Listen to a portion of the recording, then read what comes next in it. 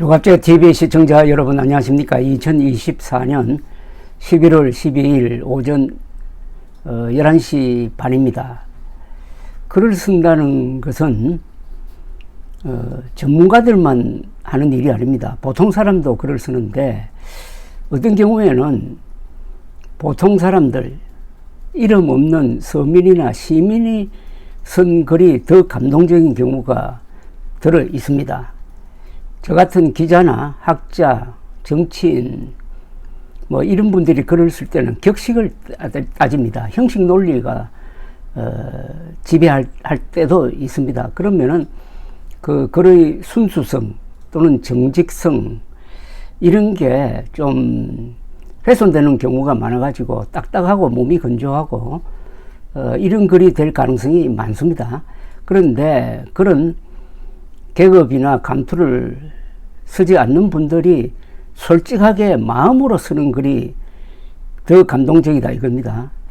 조갑제닷컴에 그런 글을 쓰시는 분들이 몇 분 계신데 대표적인 분이 태극당이라는 필명을 가진 분입니다.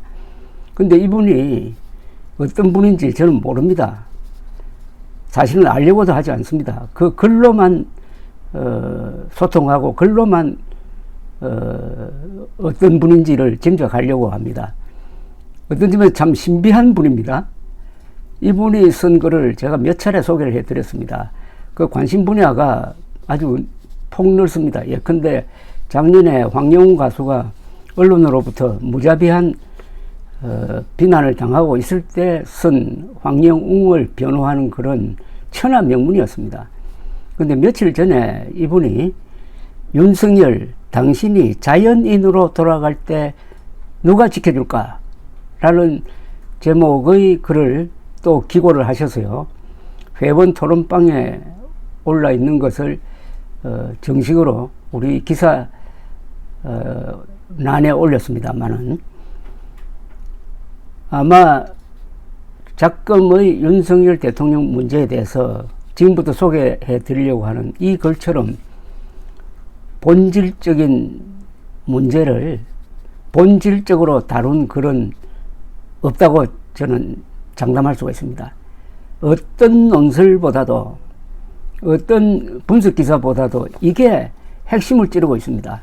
그런데 이런 글이 사실은 언론에 보도가 돼야 됩니다. 그런데 앞서 말씀드린 것처럼 그 어떤 형식 논리에 걸려가지고 이게 방송이나 신문에 실리기가 좀 어렵습니다. 그러나 유튜브는 이럴 때 또 좋은 거죠. 제가 이분의 글을 낭독해 드리겠습니다.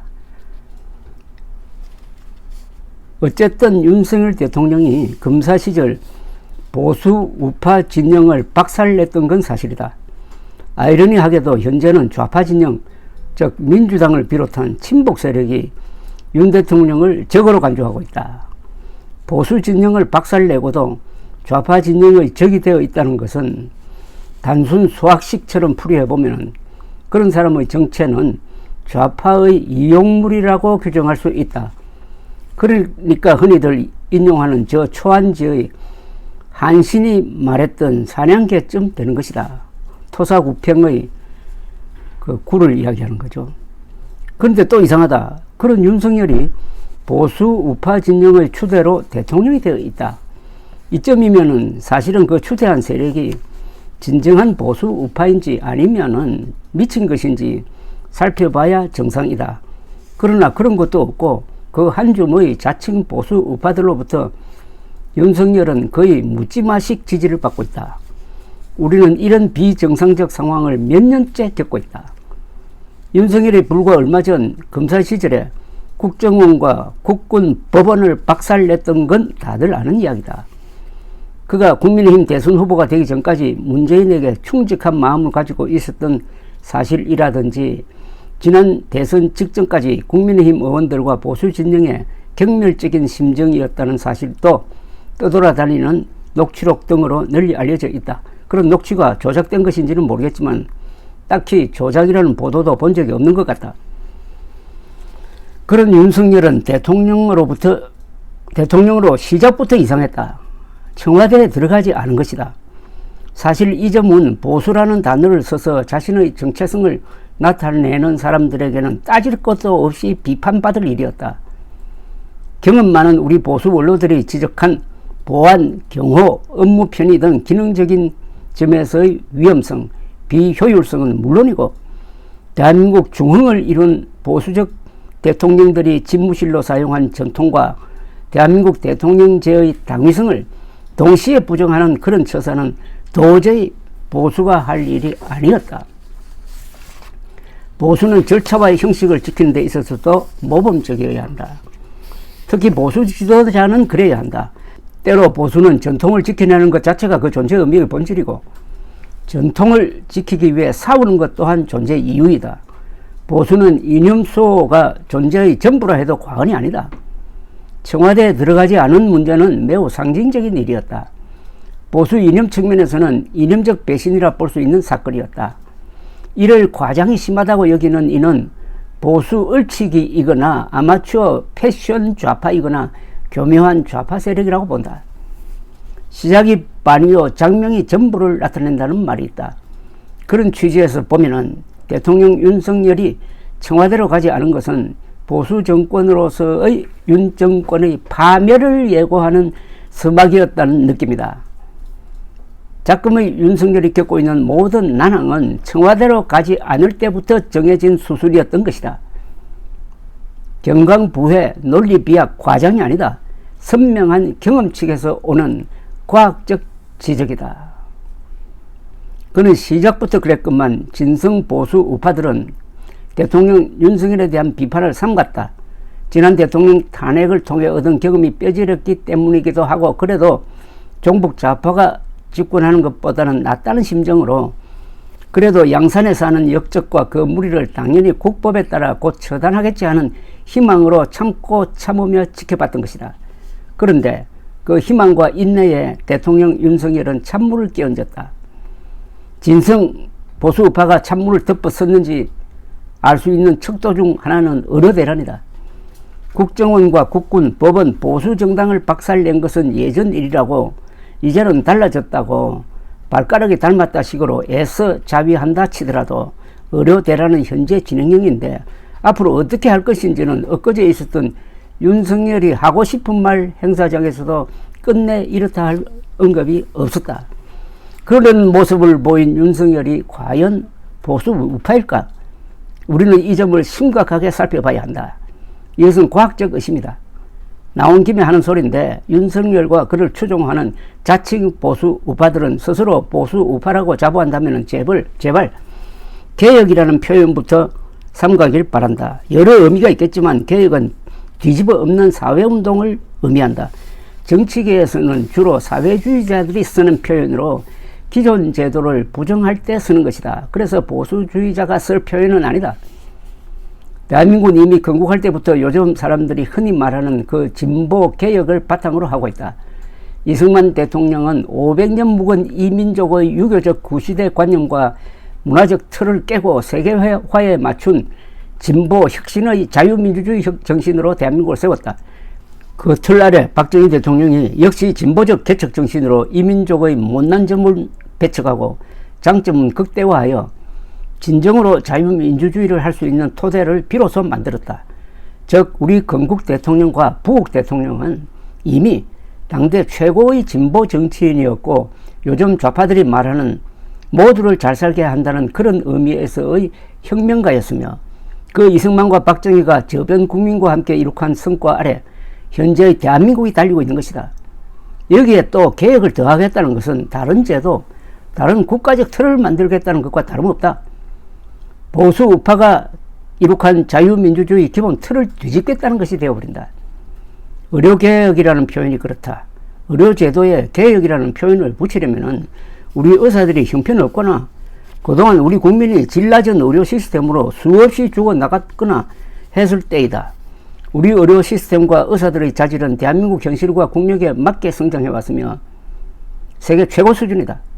짧은 역사에 비하면 유례를 찾기 힘든 모범적 사례이다. 헌법이 보장하는 의사들의 직업 선택의 자유를 존중해야 한다는 주장과 근래 전공의들의 그런 선택이 환자의 생명을 외면한 권리 남용이라는 주장 중 어느 것이 더 우선되어야 하는 건지 나는 판단할 능력이 없다. 다만 멀쩡히 돌아가는 의료 시스템을 전문적인 연구도 없이 마치 모택동이 농민을 위한답시고 참새를 모조리 잡으라고 했던 식의 단편적 독단으로 붕괴시킨 것은 누가 보더라도 잘못이라고 본다. 이에 대해 자칭 보수 언론과 윤석열 팬들은 왜 의사들에게만 예수 그리스도의 마음을 가지라고 하는지도 이해하기 어렵다. 다른 모든 직업군에서 발생할 수 있는 인간 본연의 조건 반사적 권리 구현을 왜 의사에게는 예외로 하고 있는가? 왜 의사들만 이기적 집단으로 매도하는가? 왜 원인 제공자의 잘못은 따져보지 않고 의사들에게 성인군자가 되어 희생만 하라고 강요하는가? 아무튼 진성 보수 우파가 볼 때는 윤 대통령은 국정원, 국군, 법원, 대기업을 초토화했었던 장본인이므로 적어도 지난날의 검사 윤석열은 대한민국 건국 보수 우파 세력의 역적이다. 그런 윤석열을 대통령 만들어준 것은 그에게 그 역적 정과를 씻으라는 개과천선의 기회를 보수 우파가 준 것일 테다. 그런데 대통령 윤석열은 자신에게 어떤 역사적 소명이 부여되었는지를 깨닫지 못하고 지난 정권의 반역자들을 수술방관한 채 겨우 집안 변호인 노릇이나 하고 있다. 그래서 묻고 싶다. 윤 대통령은 앞으로 당신을 지켜줄 이가 누구라고 생각하는가? 그런 생각도 안 해보나? 정치적으로는 저 좌파, 저 민주당 세력이 기회주의 법률 기술자들과 함께 대통령 윤석열은 물론 시민으로 돌아온 윤석열을 노릴 것이다. 윤석열 묻지마식 팬인 기회주의 패션 보수 우파들은 당신이 권력을 놓았을 때 철새처럼 떠날 것이다. 기업들은 어떨까? 예전에 이재용을 비롯해 대기업 총수들을 좌파식 견지해서 탄압했던 검사 윤석열을 기업인들은 똑똑히 기억하고 있을 것이다. 그런 윤 검사가 보수 우파 추대로 대통령이 된 후에 좀 달라지려 했을 텐데 주 52시간 근로 관련 문제 등을 비롯해 여러 노동 현안을 자유시장 경제 체제에 맞게 합당하게 바로잡지 못하는 통에 기업들 또한 윤석열을 경멸할 것이다. 진성 보수 우파들은 지난 정권의 반역자들을 처단하기는커녕 의사 집단과 의료 시스템마저 붕괴시킨 당신에게 우호적일 리가 없다. 솔직히 그간 고비 때마다 당신을 엄호한 스스로 이불 찍고 싶을 것이다. 그러면 시민으로 돌아왔을 때 과연 누가 당신을 지켜줄 것이라고 생각하나? 이대로라면 당신은 정치적으로도 위기에 처했을 때 살려줄 사람이 없겠지만 육신이 아플 때도 살려줄 이가 없을 것으로 보인다. 당신이 붕괴시킨 의료 시스템은 부메랑이 되어 당신이 아플 때 그 아픈 몸을 칠 수 있다고 생각해보지는 않나? 훗날에 그래도 진성 보수 우파는 인간 윤석열이 좋아서가 아니라 보수 우파 대통령이었다는 점 때문에 종북 좌파들이 당신을 노릴 때 엄호할 가능성이 크다. 하지만 지금 대통령 윤석열이 하는 것을 보면은 그런 여지마저도 불사르는 것으로 보인다. 이런 글에는 토론할 필요가 없습니다. 감사합니다.